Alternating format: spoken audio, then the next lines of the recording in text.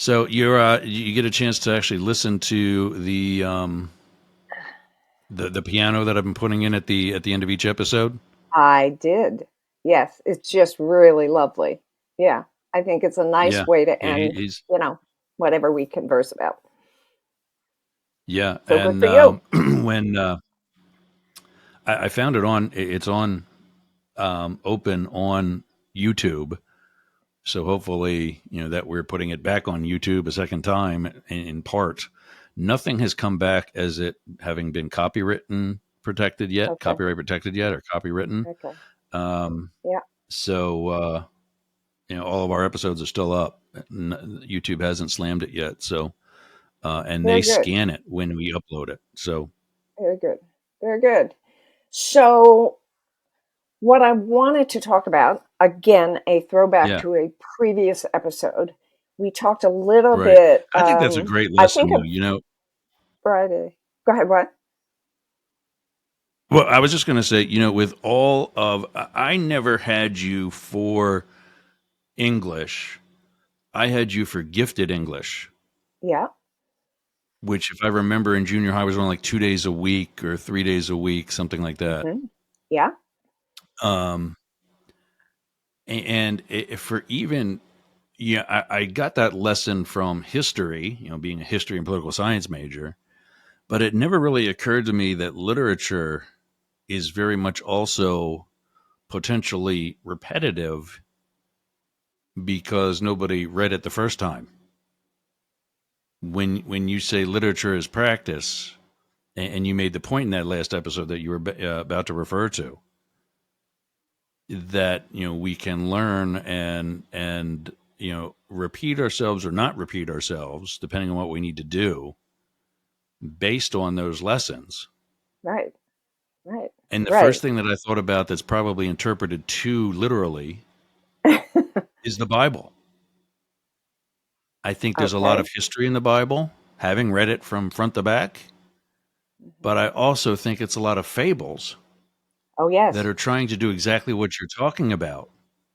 Well, Christ was That, notable for his what? Parables. They're stories yeah, that help us right. understand, you know, analogies. My son is really good with analogies and will take a complex idea and say, okay, it's like this. And it becomes so much simpler to understand via the story, via the comparison. But what I like about literature is that it allows me to look at a person described, you watch a person in a piece of fiction, and some people turn up their noses at fiction and say, well, it's not true, therefore it doesn't matter. But it does, because it allows you to inhabit the mind and the heart and the soul of perhaps somebody slightly different, and allows you to live their life and experience what they experience and say, oh, I don't want that to happen to me, I don't want to be that person, that's really not the way, what I value. But it allows you to practice being somebody else and deciding whether you want to continue to be somebody else in your very, very own life. That's what I love about it. And by the way, I don't want to miss this opportunity this time. The literature as practice and the idea of stories can save us comes from a guy named Tim O'Brien. He wrote a book called The Things They Carried, which are stories about soldiers from Vietnam. And I read about this literature as practice and stories can save us from a column that a fellow, and I don't have his first name, I only took a photo of the end of the article, end of the column, but his last name is McQuaid. And he wrote, Tell Me Who We Were. And he's a teacher at Phillips Academy in Andover, Massachusetts. And I found both of those. I'm intrigued by the comments that both of those gentlemen made. I think they're just astounding. So, again, Tim O'Brien in The Things They Carried, and somebody McQuaid in Tell Me Who We Were. So I need to investigate those and maybe read them when I'm not doing anything else, Yergs. which may not Yeah, happen yeah. for a while. Yeah. Was the second? I missed that. Was the second one McQuaid? Was that Vietnam oriented as well? I don't know. He didn't say. O- He, Okay. um, or at least I didn't pick that up. I'll read the portion of the article again and get back to you on that. Yeah. Yeah. Okay.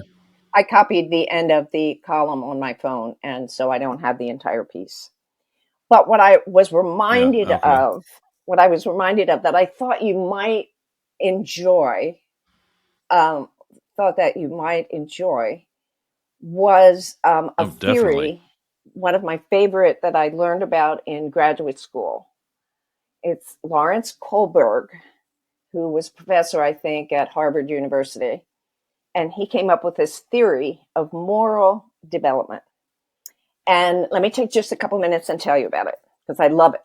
Anyway, it helped me understand my fellow human beings so much better and why some people bothered me and some people didn't, why I agreed with some and why I disagreed with others.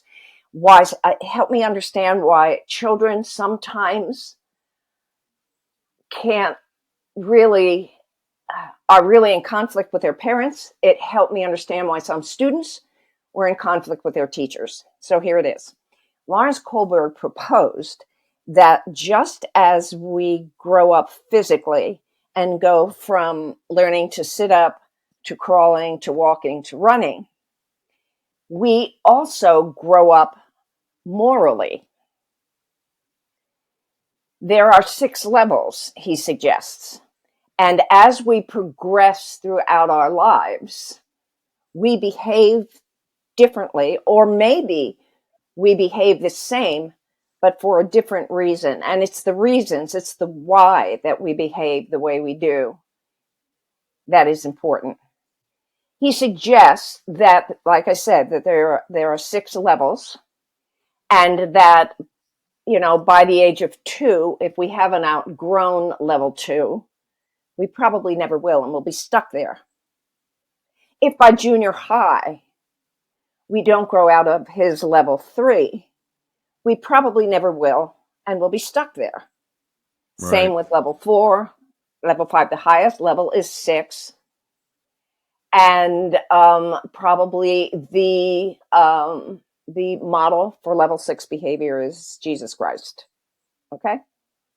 Okay. All right. So, and of course, like any growth process, you're not automatically, you don't automatically jump, let's say, to level 3 and stay there. And sometimes we regress until we grow solid, shall we say, in that particular level. So it's fluid. It's fluid. It's Right. fluid. Okay. So, like I said, it's the why that we behave the way we behave that is really important. Now, let me go through the levels with you. Okay. Well, I Level can say I one. can relate already Okay, go ahead. because Do you want to I guess? I I'm well, not as far as like a name or qualification for each level or anything, but two things that immediately come to mind. One, when you just said about regressing, Okay. that reminded me of, because you said you wanted to also elaborate on my PTSD. Okay. Is that, something that, am I interpreting that right? Like when somebody has some sort of life altering event or treatment or a relationship or something, that it sends them back to like a childhood type, back when they were safe. It could, yeah. And that speaks more to Maslow's hierarchy of needs, I think. And Yeah. that's Yeah. a latter thing too. And I would see that talking about PTSD would take somebody back to a need for physical safety, for those basic Yeah. needs, as a result of the traumatic experience. I think it relates more to Maslow than it does to the morality level. But let me explain to you what they are, and maybe you can help me understand how PTSD fits in there. Okay. All Okay. right. Go So ahead. level one, you're a baby. You're a baby. And the only thing you care about is meeting your own needs. You don't care if in the middle of the night you're screaming and your parents haven't slept for 4 days. You don't care. What you need is food or a change of diaper or just somebody to pay attention to you. That's level one. Right. Okay. And, you think about some of the people you know who really don't care about anybody else's needs but their own. They are morally retarded. Level Yeah. two is more like the toddler. He reacts to reward and punishment. I remember, the example I used to give my students was when my son would be eating applesauce, and he thought it was funny to blow it in my face, right? Until he saw the unhappy mommy face. And so he quit doing that because it was not rewarding for him in any kind of way, you know, to blow applesauce Right. any longer in mommy's face. But there Right. are people, shall we say, who will do Who takes it a anything joke. for money. Yeah. Those people are Right. level two. And if they haven't grown out of it by the time they are 2.5, 3 years old, they probably never will and are probably morally retarded. And I think we have a lot of those people. I think one was Level recently president. three, well, I don't think he's past level one. Yeah. Anyway, Yeah. Yeah. Exactly. okay. Level three has to do with, if you're nice to me, I'll be nice to you. But if you're not nice to me, I'm not going to be nice to you. You scratch my back, I'll scratch yours. It's the whole, what do you say, lobbying. Right. Yeah. That kind of manipulative kind of, stuff that goes on in junior. There's a lot of that in junior high. That's what I saw in junior high. You know, it's the mean girls. They stick together. Right. They don't Right. care The cool necessarily. kids. Exactly. They That don't was care. that's right there is actually the other thing that came to mind when you Go started ahead. first started talking about this.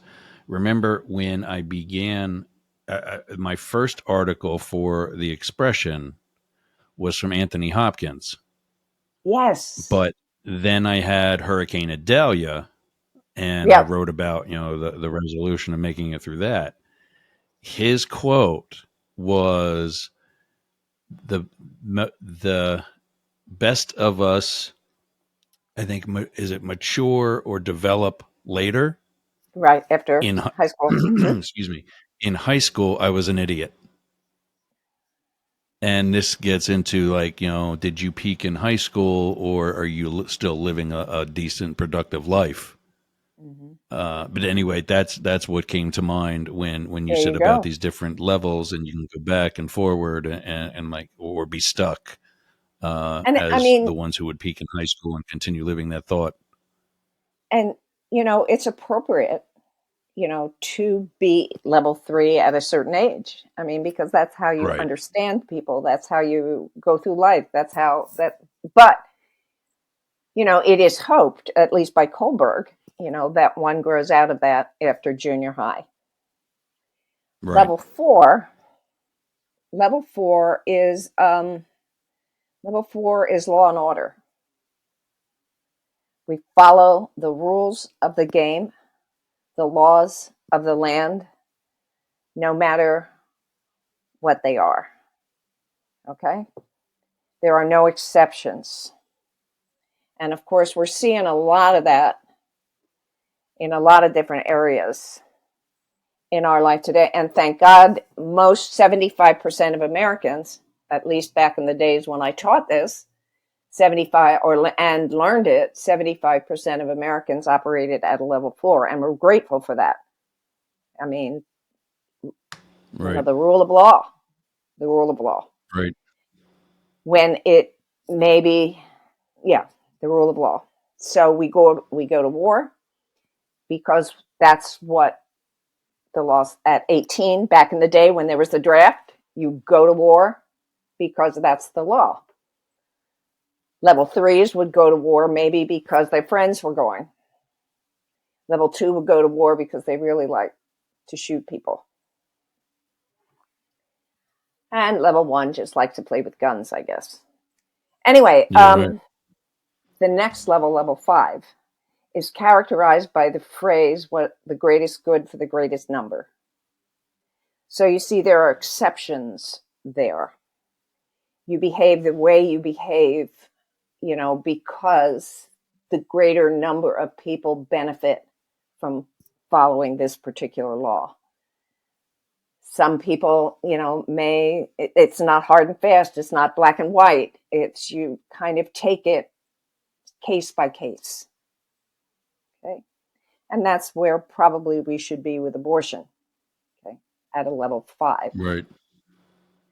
And I think we can safely say that the country was founded by men who operated at a level 5. Okay. Level 6 is totally individual. I mean, you steal from the corner store in order to feed the child in your neighborhood. Okay. It's not about the greater number. It's not about self-satisfaction. It's not about making friends and being popular. It's about taking care of an individual who needs care, no matter what the laws Right. are, no matter what the rules are. Okay. And like I said, Christ is the number one example, number one model of the theory of moral development. So, what I used to challenge my students was, okay, now the last decision you had to make about one thing or another, what was the reason you made it? The decision isn't important. What's important is the reason you made it, and that will determine your level of moral development. So we can go through this week and think about decisions that we make and come back and reflect on who we've discovered we are, what Well, level yeah, I can we go to that operate one in. already. Not that I'm some level 6 or anything, but it's something that I have been teaching Zach. Just Good. like when we have to pull weeds in the yard, I pull weeds right alongside of him. I don't make him do the work and I sit there drinking a beer. It's more about, my favorite bosses in the Secret Service were people who, whatever crappy assignment, did that assignment right alongside of us and didn't go hide in their office while we were doing all that heavy lifting. And one of them wasn't even an agent. Now, One of my last supervisors, why did they do that? In order for the agents to like them? leadership quality, Was um, that part of the and rule that book? was that was the irony, is that those same supervisors were the ones that didn't care if anybody liked them, Mhm. but there they are getting their hands dirty anyway. And so it And sounds to that me is like it's for the the good of the company, for the good of the troop, for the good of the organization. They're doing what they're doing. It yeah, sounds to me like, yep, yeah. and a mission.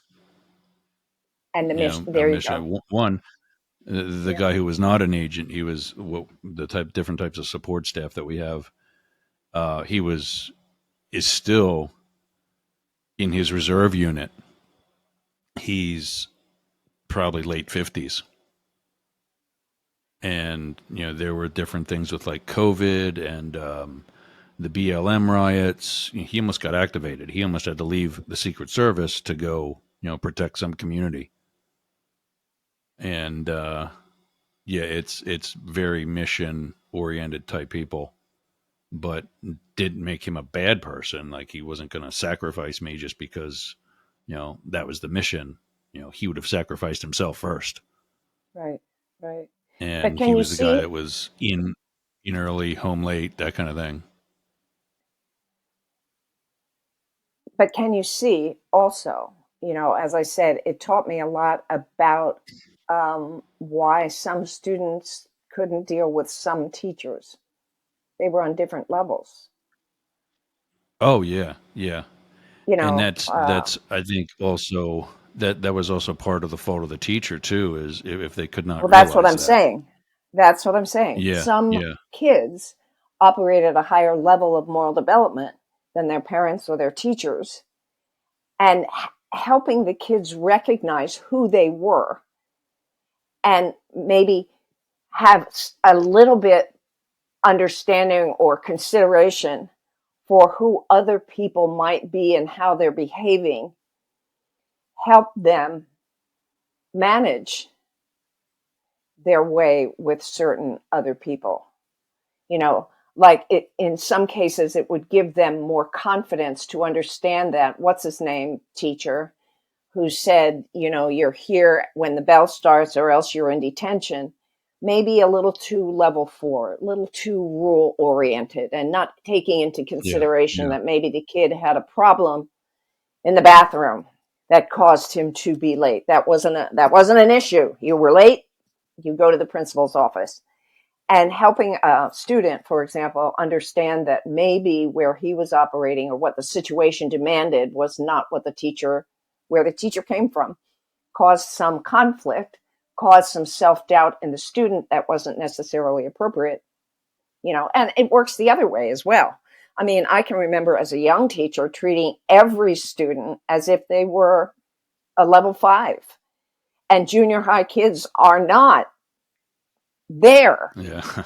Many of them need reward and punishment in order to stay alive, stay alive Yeah. in order Right. to Right. evolve, you know. And so I had to, because I started teaching at a senior high level, and my style of teaching as a senior high teacher was different, had to be different than the Right. style of teaching that I operated on as a junior high, because the kids weren't grown up enough, you know, in a word, but have understanding Kohlberg allowed me just to deal with the differences without any stigma involved. That's just who they were. They weren't grown up yet enough. It's okay. Let me help you. And that's our job.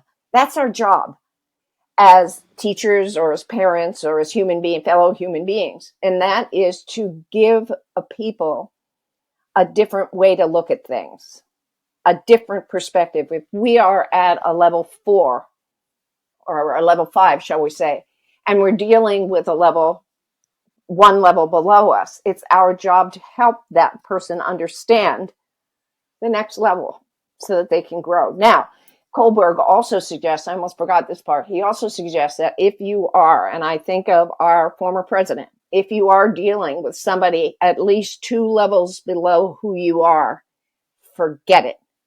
You can't talk to them about a level, 2 levels above where they are. They won't understand. You got to get down to 1 level above and help them grow up a little bit at a time. I think it's I fascinating. just watched something past couple of it's about an hour and a half long, so it took me a couple nights in bed to get through the whole thing. Something on YouTube called Unfit. It was actually done back Mm, in 2020, focusing on our individual the topic of discussion right now. And that's kind of what some of the psychiatrists and psychologists in it said, is that you can't just call Trump supporters stupid, because there's a side of them that doesn't agree with Trump, but he's appealing to them because even though he's lying to them, he's befriending them. yeah, they are level 3. And the Democrats were demonizing Mm-hmm. the thoughts of the Republicans. Mm-hmm. And that's how he, one of the ways, Russia not discussed, how he got the crowd over him instead of Hillary in 16. Well, one of the things I used to teach in persuasive speaking,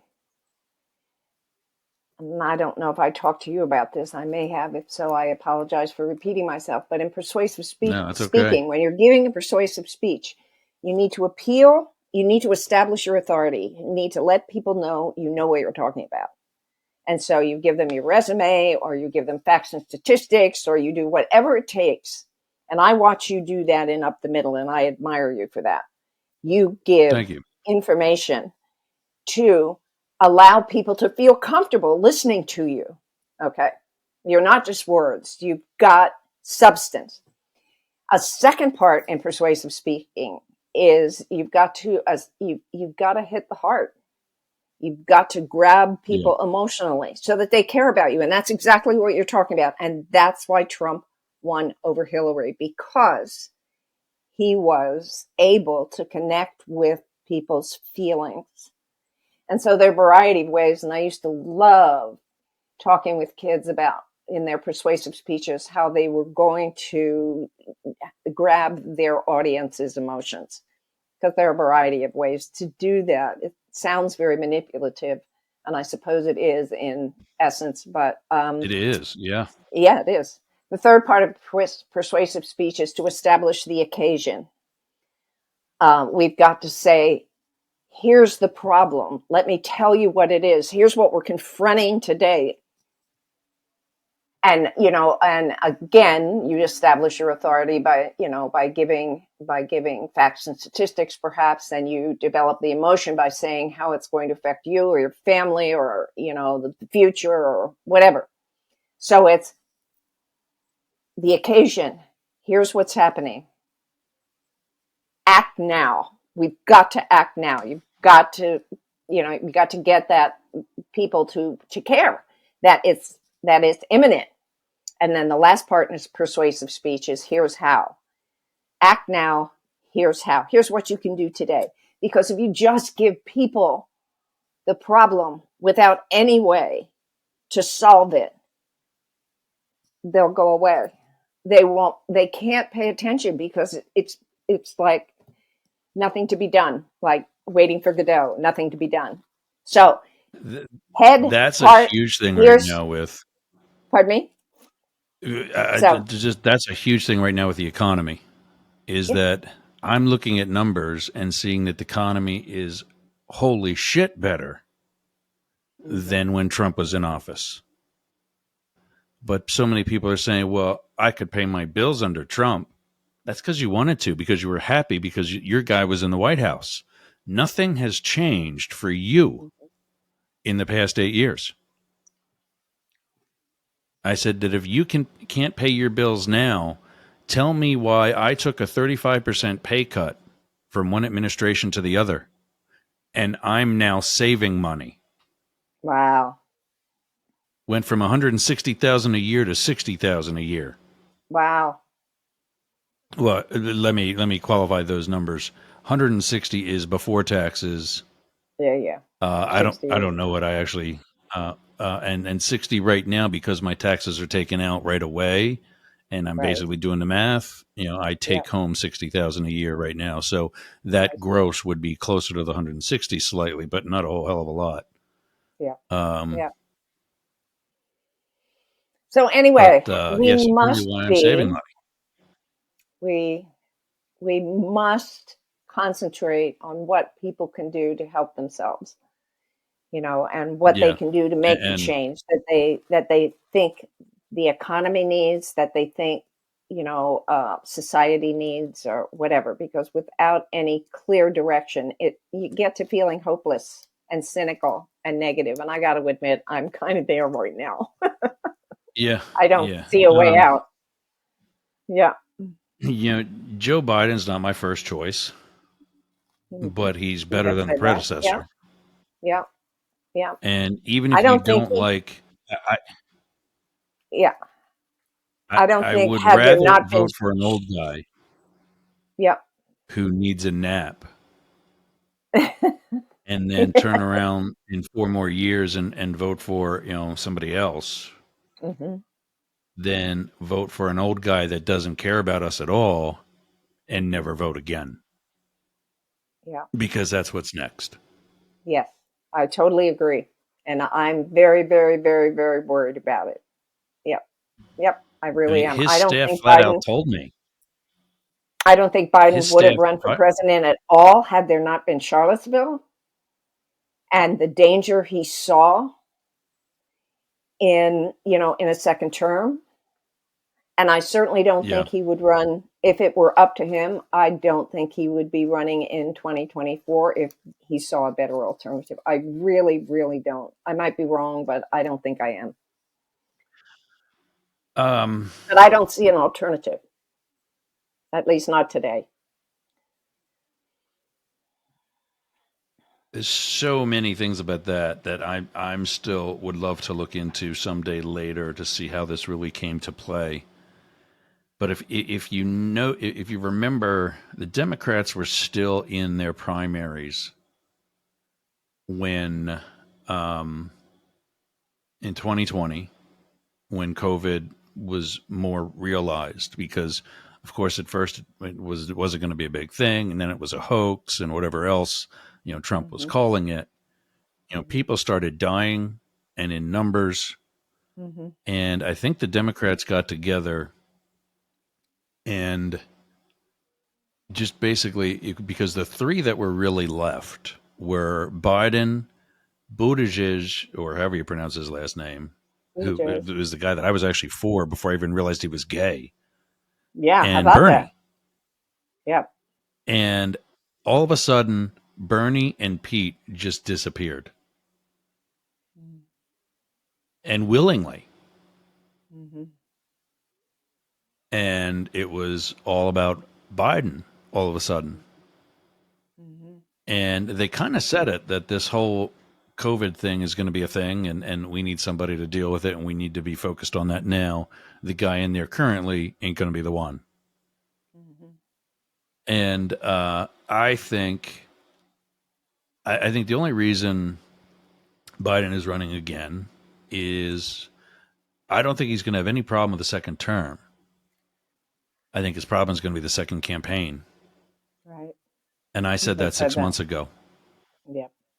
And now all the other political pundits are starting to say it too. That, Yeah. and I've been there. I've been on presidential campaigns for the last 21 years. This is the Yeah. first presidential. This is the first presidential campaign I've not been a part of since 1996. Wow. Everyone since from 2000 till 20. I've had something to do with, and and that was the year '96. By the way, was the first of 2 years I was in professional baseball, so I wasn't going to have anything then. Right. But uh, Pete is going to be, and I said this on our show before, he's going to be a future president somewhere.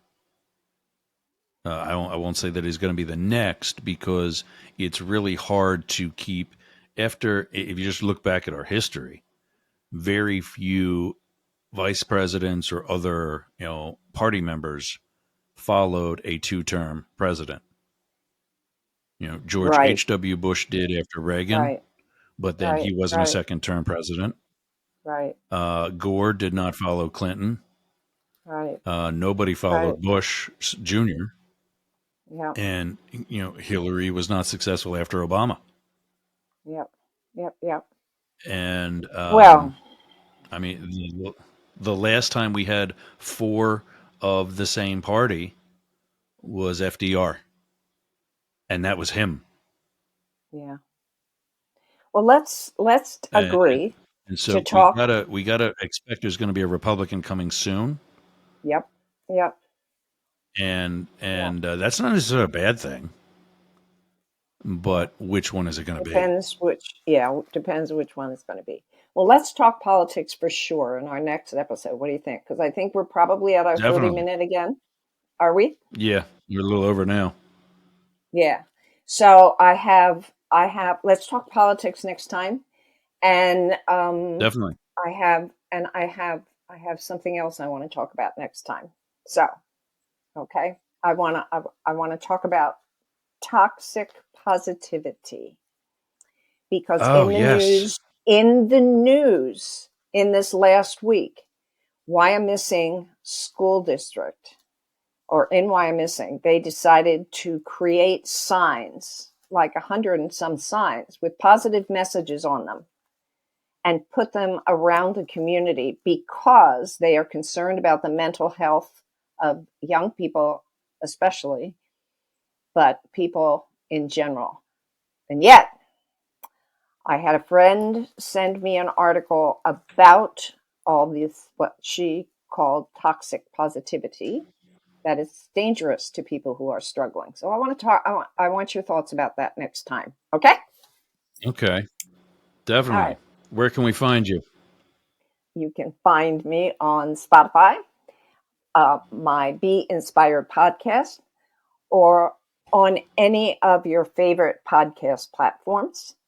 And if you're a reader instead, you can find me on the Boyertown Area Expression, which is a digital news site, and subscribe to the newsletter that comes to your email every day.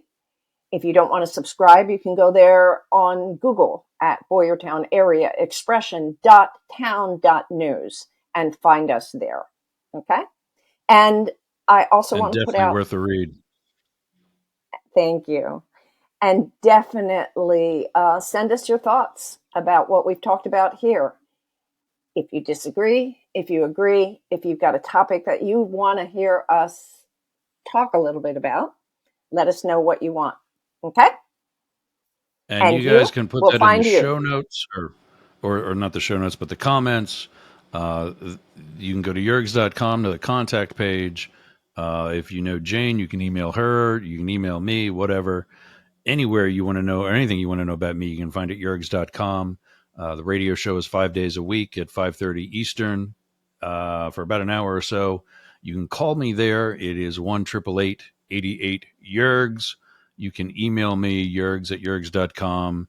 The podcast up the middle is, we're trying to get that back to 2 times a week. That's where we talk about politics from both the left and the right. And of course, I'm here on both sides now. And yes, Doggy Traders starts later this month. We're bringing that back after a summer off from day trading. Do you So sleep? yeah, Do you ever sleep? I just need to for know a little that. Do you bit. ever sleep? I'm trying to get back to getting up earlier in the morning and having Okay. a day. Yeah. But yeah. I mean, I was up again last night till almost 3 because I had Wow. taken a power nap uh, Yeah. at around 6:30 last night and didn't get up till 8:30. Eight Wow. thirty in the evening, I'm waking up from a nap, and I'm like, really? It's going to be another one of those nights. Yeah. All right. Well, take care. I'm Jane Stahl. Another good one, my dear. All right. Okay. I'll Take see care. everybody in the next episode.